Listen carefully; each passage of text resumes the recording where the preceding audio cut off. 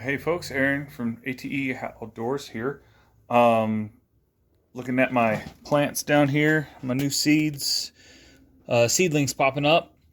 Pretty excited about what we've got growing at the moment. I'll run you through and show you what we're looking at. That's actually starting to come up, and hopefully more seeds start popping up pretty soon. I'm a little nervous about some of these, but others I'm really happy about.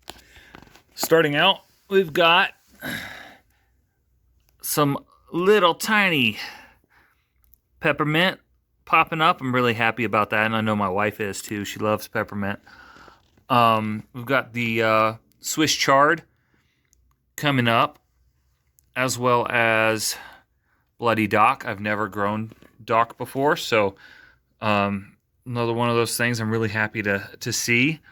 Got some kale, just a couple of them that are coming up. And don't ask me to butcher the name of those greens. I'm excited for those too. I've read that they're really good, and kids love them. Some little micro tomatoes that I got from Baker Creek. Got one popping up back here. Hopefully the others do. I don't think this one right here will. It looks like it got some fungus on it, like my motherland okra back here. Unfortunately, I think I read on the seed pack that they had a low germination rate a while back, so they gave more seeds. Probably just going to throw all those seeds in a container of some soil to get going. I have sifted my soil since planting all of these seeds, which I should have done prior because of all the wood and crud in them. Some Bok Choy, a couple of those. Pretty happy about that. Some tatsoi. These are all greens that I've never tried before, so I'm excited to get into growing more of those. Some little orange hat tomatoes that I'm excited to get going, and I will be working on taking cuttings of these as they grow. Some of these 1500-year cave beans. These have a really interesting history about them, and I'm glad I got 3 of the 6 growing from that. So far, I've got 2 little eggplant. I really like fried eggplant. My wife isn't such a big eggplant person, but it's always good to have variety. And my artichokes, some of my Colorado Reds, 2 of the 5 seeds I put in this little, oh, there we go. Looks like one more might be popping up. Not sure what happened to the one that was over here. And then this is my asparagus. I'm not sure if those are just weeds that were mixed in with, this is old soil that I had outside before I bought the bag of soil. So I'm not sure. Those are probably just weeds that are popping up in there. I'm going to keep them going just to see if I can get them running. Down here I have, if you can see, a couple little, I probably spread about 100 creeping thyme seeds in there, and it looks like we've got 3 sprouts so far. I'm excited for those. Eventually these are going to be a main installation in my landscape in my yard. So the bigger I can grow these plants and then spread them either vegetatively or whatever, the better. They are going to eventually take over everywhere in my yard that's grass. I took some cuttings from some landscape rosemary. Some of it's doing good, some of it's not. As you can see, I should probably go ahead and pull the flowers off just so it can put more energy down into creating more roots. But these were limbs that had touched the ground and started rooting by themselves. Over here, I have some marigolds. some orange Hawaii marigolds. 3 of the 6 are in there. Then over right here are my Colossus Reds. And it looks like 5 of the 6. And then I'm still waiting to see. These are really old Zinger hibiscus seeds that I put in there. I think I've had them for probably 6 years.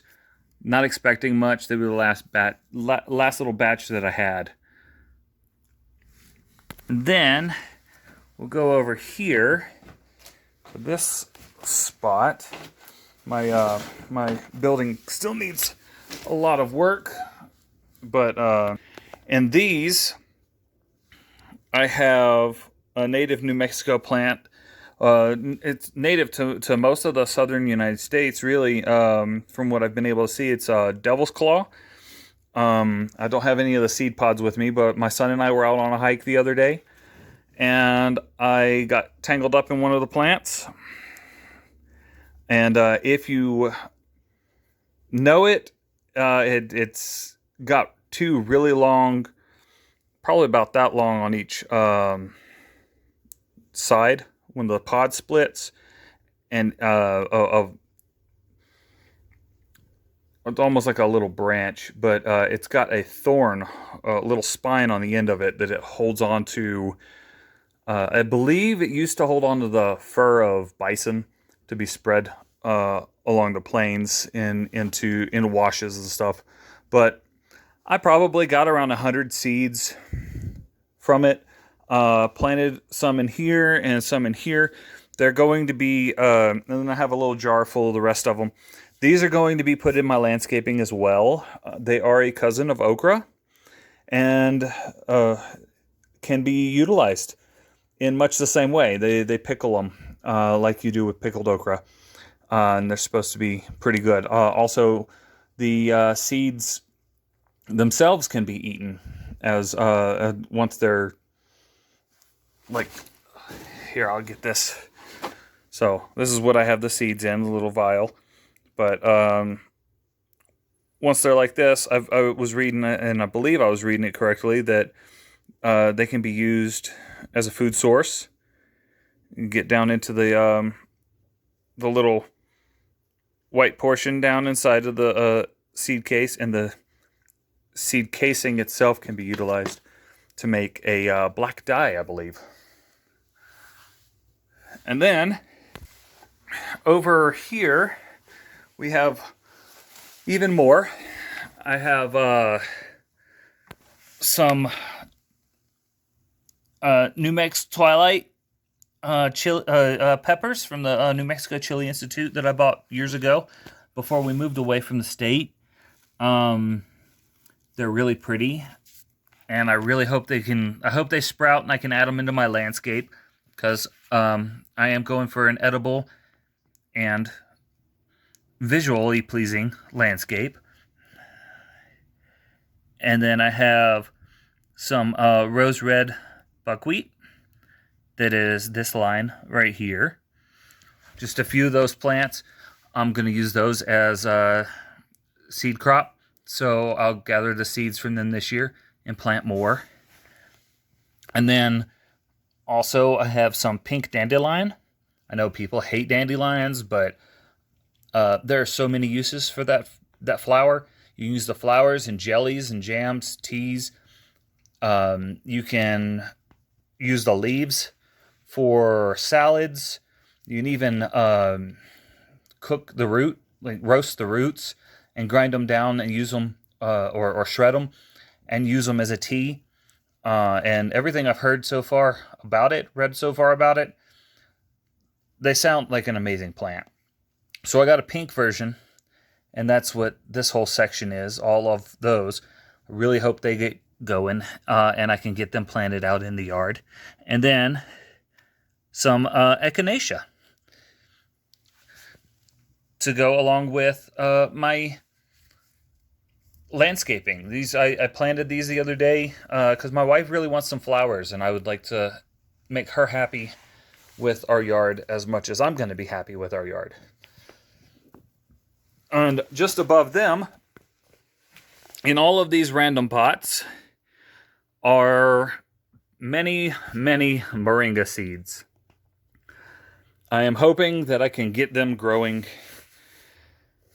I'm going to be most likely putting them in large pots so I can roll them in and out of the house because they don't like freezing cold weather. Eventually, I would like to put a couple of them in the ground and work on trying to develop a variety that can withhold our average winter here in the Las Cruces area. But that currently is what I've got going on in the storage / my home office / eventually my fish tank and snake room. Well, see you guys next time.